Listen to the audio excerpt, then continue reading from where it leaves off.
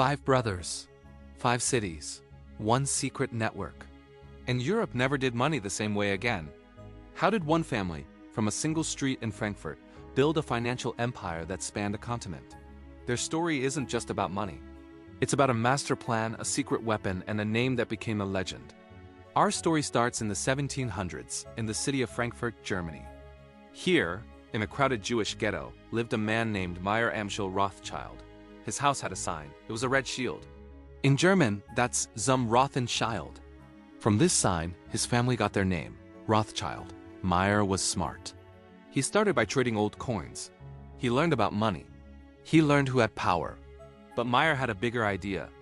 It was a plan that would change Europe. He had 5 sons. He saw them not just as his children, but as his partners. His master plan was to send each son to a different important city in Europe.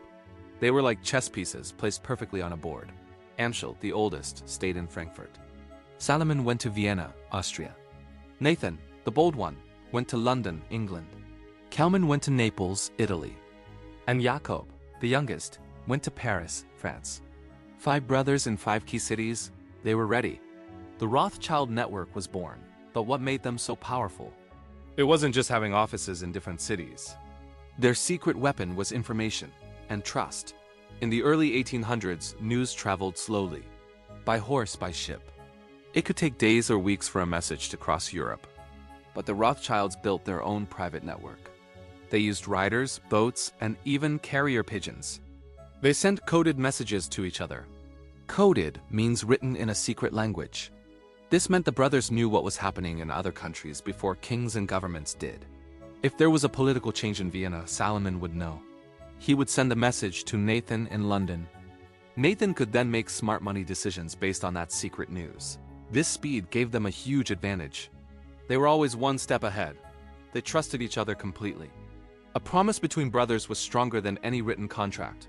While other banks competed, the Rothschilds worked together as one team across Europe. And then war changed everything. The early 1800s were a time of great conflict. The Napoleonic Wars raged across the continent. Armies were marching. Borders were closing. Moving money became very difficult and dangerous. For most people, it was a problem. For the Rothschilds, it was an opportunity. Because their network crossed borders, they could move money when no one else could. Nathan in London could help fund the British Army fighting Napoleon. How? He would arrange payments through his brothers in other parts of Europe. They created complex secret paths for the money to travel, avoiding the war zones. They became essential. Governments needed them. This skill made them incredibly wealthy and influential. And this is where the legends begin. You may have heard a famous story about the Battle of Waterloo in 1815. The myth says that Nathan Rothschild got the news of Napoleon's defeat early. He used this secret information on the London Stock Exchange to make a massive fortune. It's a thrilling tale, but is it true? Let's look at the facts. The story, as it's often told that he tricked everyone and crashed the market, is mostly a myth. Historians have found little evidence for it. Yes, Nathan knew the result of the battle early, thanks to his network. And yes, he profited. But the dramatic story of a market conspiracy was greatly exaggerated years later in anti-Jewish pamphlets. Many sensational stories about the family are just that, stories, not history. After the wars, the Rothschilds' power grew. They weren't just moving money for governments anymore. They were funding the future. They invested in huge projects that built the modern world. Think about the railways that started to cross Europe. The Rothschilds helped pay for them, connecting cities and boosting trade. They funded mining operations and major industrial projects. They even helped finance the Suez Canal in Egypt, a vital waterway connecting Europe and Asia. Their family symbol became 5 arrows, held together in a hand. It represented the 5 brothers, united and strong. They also became known for philanthropy. Philanthropy is when wealthy people give money to help society. They built hospitals, housing for the poor, and supported arts and education. Their impact wasn't just in banks and on stock markets. It was also on the streets of Europe's cities, in the new opportunities and infrastructure they helped create. But as their fame grew, so did the shadows. Why did the Rothschild name become the center of so many conspiracy theories? Their success was real. But their privacy, their international network, and their Jewish heritage made them an easy target.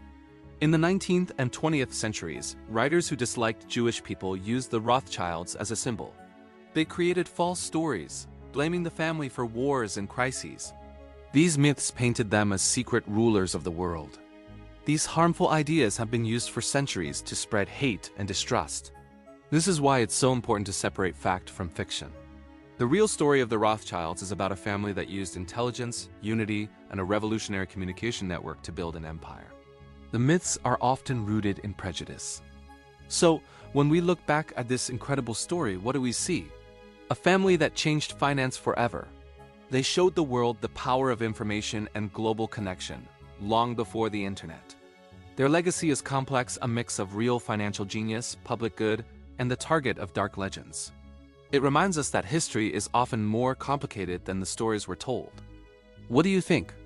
Were the Rothschilds a genius network that simply outsmarted everyone? Or were they just a family with perfect timing in a changing world? Let me know your thoughts in the comments. Thanks for watching, and don't forget to follow for more stories that uncover the past.